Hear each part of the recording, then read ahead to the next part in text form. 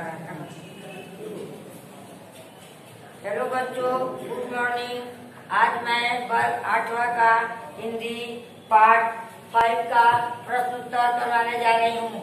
आप लोग इसे अपने कॉपी में नोट कीजिए और नीचे मैं पहला प्रश्न बोर्ड पर लिखती हुई इसे मैं पढ़ रही हूँ। आप लोग ध्यान से सुनिए और देखिए। पहला प्रश्न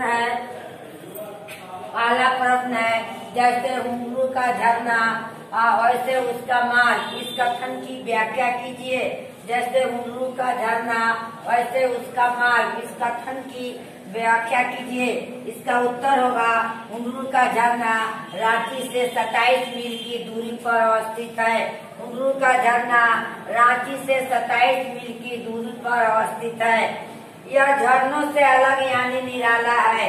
यह झरनों से अलग यानी निराला है। यहाँ तक जाने के लिए बेहतरीन सड़क बनी हुई है। यहाँ तक जाने के लिए बेहतरीन सड़क बनी हुई है। झरना पहुँचने तक मार्ग में अनेक सुंदर जंगल भी है। झरना पहुँचने तक मार्ग में अनेक सुंदर जंगल भी है। यह झरना स्वर्णरेखा नदी के उद्गम स्थान से 50 मील आगे है। यह झरना स्वर्णरेखा नदी के उद्गम स्थान से 50 मील आगे है। जल की धाराएं पहाड़ से नीचे जहाँ गिरती है वही यह झरना है। जल की धाराएं पहाड़ से नीचे जहाँ गिरती है वही यह झरना है। इसका उजला पानी ऐसा प्रतीत होता है कि पत्थर के सफेद चूर्ण गिर रहे हैं। इसलिए इसे जैसे हुमरू का झरना वैसे मार्ग कहा गया है। इसलिए इसे जैसे हुमरू का झरना वैसे उसका मार्ग कहा गया है। इसके बाद मैं आप लोगों को दूसरा प्रश्न और उसका आंसर लिखूंगी। तब तक मैं बोर्ड साफ कर रही हूँ। इसे आप लोग अपने कॉपी में लिख लीजिएगा।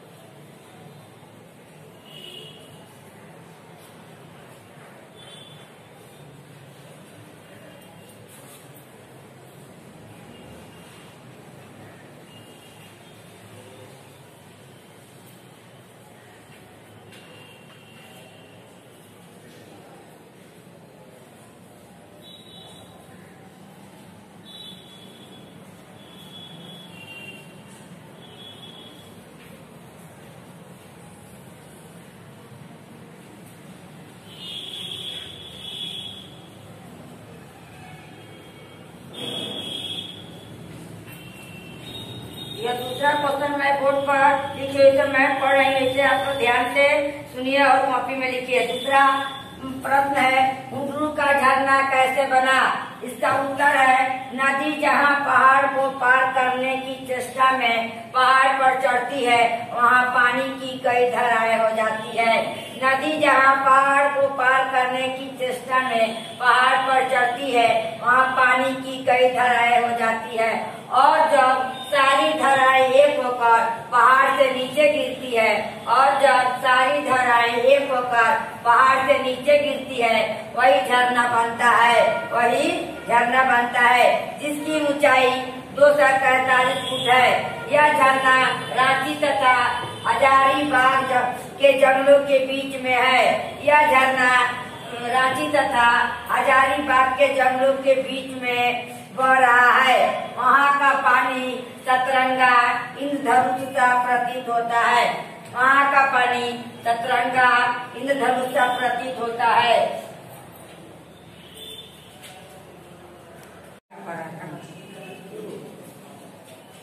हेलो बच्चों, गुड मॉर्निंग। आज मैं वर्ग 8वां का हिंदी पार्ट 5 का प्रश्न उत्तर करवाने जा रही हूँ। आप लोग इसे अपने कॉपी में नोट कीजिए और नीचे मैं पहला प्रश्न बोर्ड पर लिखती हूँ, इसे मैं पढ़ रही हूँ, आप लोग ध्यान से सुनिए और देखिए। पहला प्रश्न है, जैसे घुंघरू का झरना वैसे उसका माल, इस कथन की व्याख्या कीजिए। जैसे घुंघरू का झरना वैसे उसका माल, इस कथन की व्याख्या कीजिए। इसका उत्तर होगा, घुंघरू का झरना रांची से 27 मील की दूरी पर अवस्थित है। घुंघरू का झरना रांची से 27 मील की दूरी पर अवस्थित है। यह झरनों से अलग यानी निराला है। यह झरनों से अलग यानी निराला है। यहाँ तक जाने के लिए बेहतरीन सड़क बनी हुई है। यहाँ तक जाने के लिए बेहतरीन सड़क बनी हुई है। झरना पहुँचने तक मार्ग में अनेक सुंदर जंगल भी है।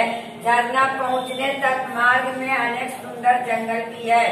यह झरना स्वर्णरेखा नदी के उद्गम स्थान से 50 मील आगे है। यह झरना स्वर्णरेखा नदी के उद्गम स्थान से 50 मील आगे है। जल की धाराएं पहाड़ से नीचे जहाँ गिरती है, वही यह झरना है। जल की धाराएं पहाड़ से नीचे जहाँ गिरती है, वही यह झरना है।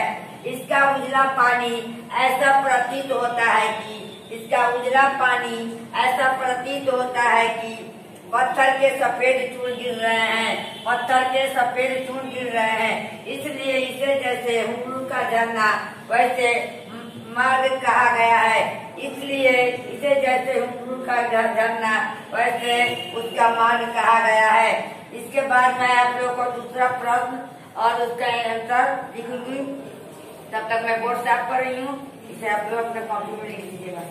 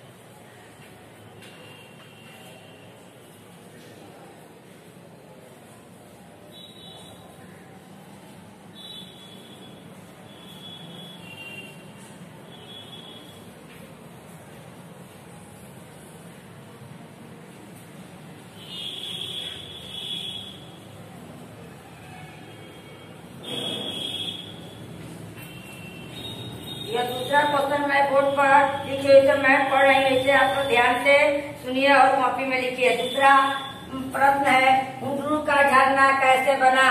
इसका उत्तर है, नदी जहाँ पहाड़ को पार करने की चेष्टा में पहाड़ पर चढ़ती है, वहाँ पानी की कई धाराएं हो जाती है।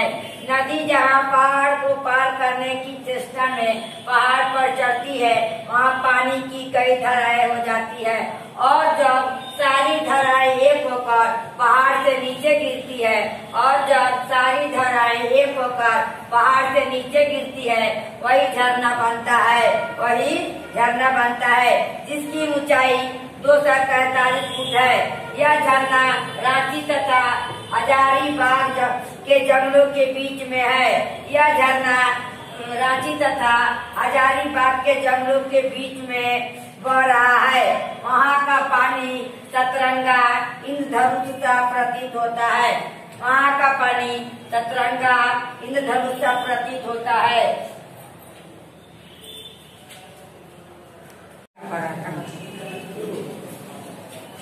हेलो बच्चों, गुड मॉर्निंग। आज मैं वर्ग 8वां का हिंदी पार्ट 5 का प्रश्न उत्तर करवाने जा रही हूँ।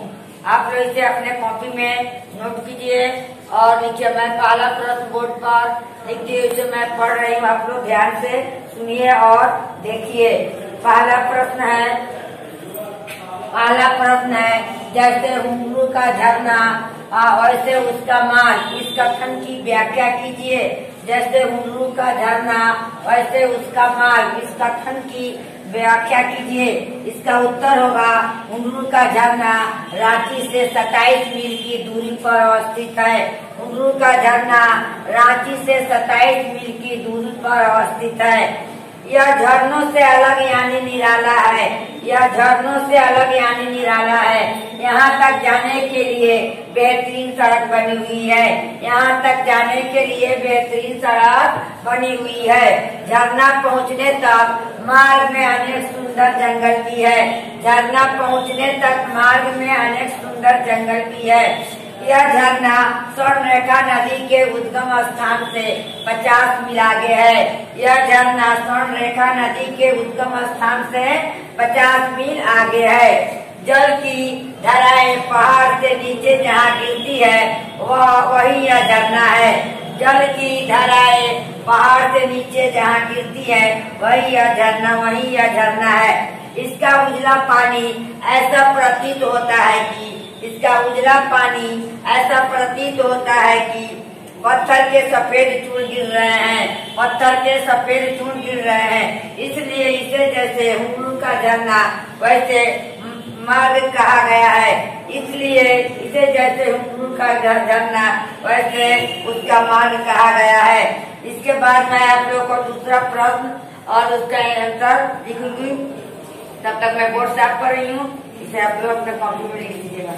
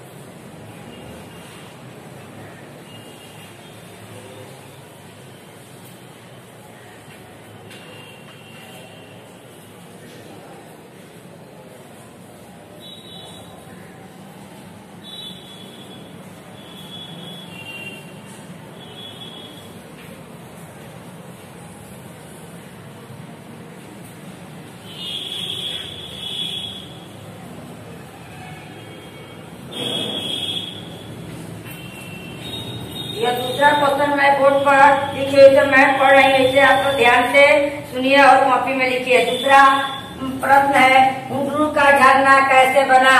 इसका उत्तर है, नदी जहाँ पहाड़ को पार करने की चेष्टा में पहाड़ पर चढ़ती है, वहाँ पानी की कई धाराएं हो जाती है। नदी जहाँ पहाड़ को पार करने की चेष्टा में पहाड़ पर चढ़ती है, वहाँ पानी की कई धाराएं हो जाती है। और जब सारी धाराएं एक होकर पहाड़ से नीचे गिरती है, और जब सारी धाराएं एक होकर पहाड़ से नीचे गिरती है, वही झरना बनता है, वही झरना बनता है, जिसकी ऊंचाई 243 फुट है। यह झरना रांची तथा हजारीबाग के जंगलों के बीच में है। यह झरना रांची तथा हजारीबाग के जंगलों के बीच में बह रहा है। वहाँ का पानी सतरंगा इंद्रधनुष सा प्रतीत होता है। वहाँ का पानी सतरंगा इंद्रधनुष सा प्रतीत होता है।